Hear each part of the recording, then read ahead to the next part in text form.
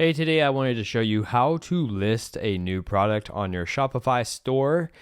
And it's a pretty simple tutorial, so let's go ahead and jump right into it. First things first, just to show you I do own an actual website. You can see my sales right here, so you know I'm credible.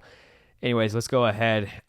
What we want to do is go over to the left side column over here, and we want to select where it says products. So let's go ahead, select this. You're going to see that I already have a bunch of products in stock right now. Some of them are active, some of them are in the draft stage, and I'll explain that as soon as we get into the listing page. What we want to do is select over in the right-hand corner where it says add product. So we can go ahead and select this. Now, just to get right into this, the status. This is where I would recommend that you immediately turn it to a draft, especially if this is your first product listing that you're creating, just so that way that when you are done with it, you have the opportunity to see how it's going to look without it actually being live on your store. Because if you select active, as soon as you are done saving this, then it will be active on your website. So I recommend that you set it to draft, especially if it is your first listing. Now getting into actually listing a product here is pretty self-explanatory for some of these things here, so I'll blaze right through them. But then other features, I'm going to make sure to go into detail to kind of let you know what are the most important steps. So the title, this is just whatever, this is the title of the product that you are selling. So I'll just put random Pokemon card, right? The description, this is where you are going to describe what the product is. And you have a couple different options here. So you do have this generative AI feature that you can use. You can make it a paragraph, you can make it a heading. Like you have different things you can do on here. Kind of everything that you would imagine you can do on a blog. You can change it to bold, you can italicize it, you can change the color of the font, you can change the color of the background, you can add images, videos, all of that. Then you have your media, right? This is where you want to upload a picture of your product. Depending on what you are selling, I personally like a very simple website. So I just use a square image that I end up creating inside of Canva. If you don't already have Canva, I'll link a little link down below in the description that will, help you get set up on Canva. It is probably going to be an affiliate link, so if you use it, I will end up getting a kickback if you end up creating a premium account. But anyways, I'm going to go ahead and I'm just going to upload something that I've already used in the past. I'll go ahead and do the Surging Sparks right here. So it'll take some time to upload, and once you upload your image, then it is going to show you a category that it's already recommending, right? So it's changing mine to collecting trading cards and collectibles. Now, once you get these 3 steps done, if it doesn't match the category that you think your product is in, then it's simple enough to go and change it. You can basically search and you can change your category. Moving on to the pricing, this is where some things get pretty important down here. You can set your price. This is what you're actually going to be selling things at. Okay, so what it's going to cost you, let's say, or what the customer is going to be paying. Let's say that I set it for $55, right? Well, over here where it says compare at price, this is going to make it appear that you are having a sale going on. So for example, if I set it at $70, what this is going to show on the website is a $70 that has been crossed off, and now what the customer is going to see is the 55, but they're still going to see the 70 with a little line through it, and this lets them know, hey, this thing is on sale, or it once was $70 and now it is $55. This part is very, very important here, and I am not an accountant or a specialist or anything like that, so I'm not going to tell you exactly whether or not you should be charging taxes on your products. However, this is a very important feature for you to look into on whether or not you are approved to be collecting taxes in certain states, as well as if you even need to, because there's this whole nexus threshold for each individual state, and you actually don't need to be collecting the taxes in that state unless you have reached that nexus. Again, this is something for you to look into, and it is a very important feature. To be safe, I would probably leave it on, but anyways, moving right along here. That's not actual financial advice, okay? Not business advice there. Then the cost per item, the profit, and the margin. This is not going to be seen by the customer. This is for you just to see what type of profits you'll be making on it. So what it's going to do is it's going to use this price right here of $55, not the $70 that you put at the compare price. Okay, so let's say that each one of these items, they cost me $40. So you'll see I have a $15 profit with a 27.3% margin. Something to keep in mind though, and it's something that I kind of hope that Shopify will do in the future, is that this is not actually what you'll be making in profit, right? Because this $55 right here is before any of the Shopify fees come out of the sale. So depending on what type of account that you have, maybe if you're on the basic plan, which is the one that I recommend, especially like the starter basic plan, if you don't have a following or anything like that, I would choose the $5 basic plan. So you're automatically going to get 95% taken out of the sale, and also a 30-cent transaction fee taken out of the sale. Okay. And that's before like shipping costs or anything like that. So just something to keep in mind is that this $15 profit is not an actual $15 profit. And therefore I usually never actually even pay attention to this. I usually don't fill it out because it's not, my customer's not going to see it. And it's actually not my real profit margin.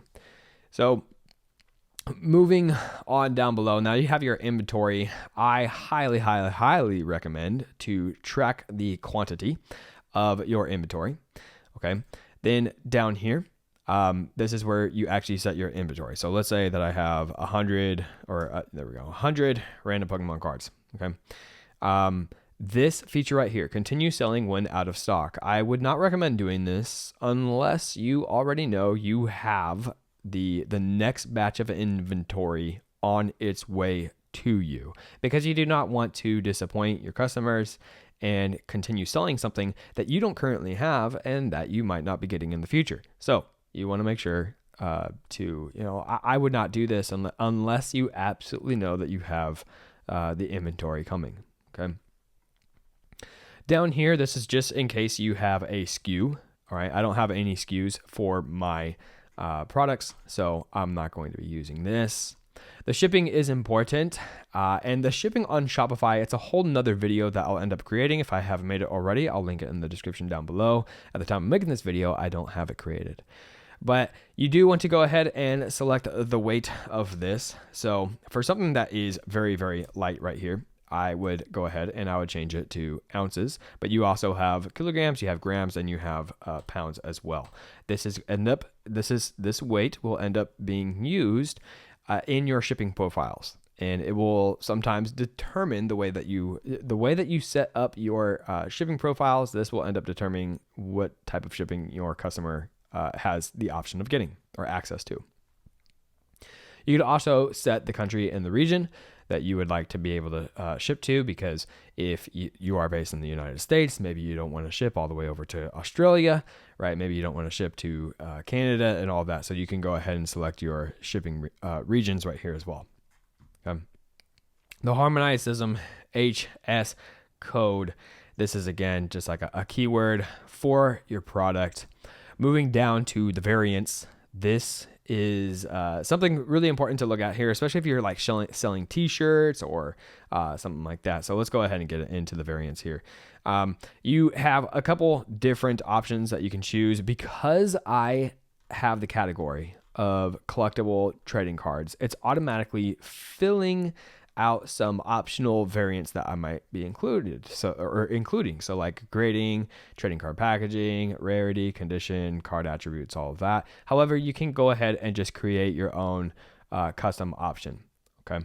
So with the custom option here, we have our option name. So maybe that, like, let's say you're selling t-shirts or something like that, and it's already, putting it in for me. I'm going to go ahead and put size. Okay. Now I have my options right here. So maybe I have a small, okay.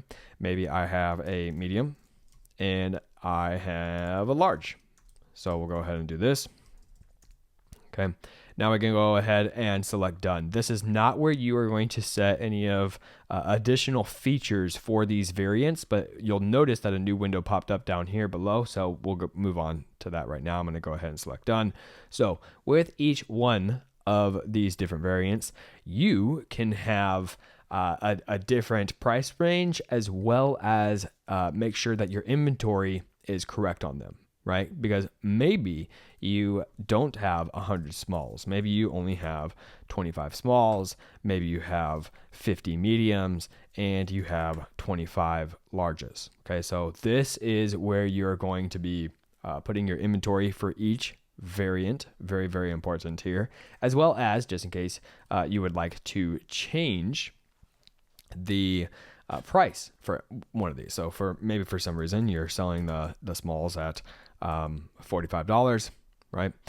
So you can change the price for each one of these. So you could also select a different image for each one of the variants.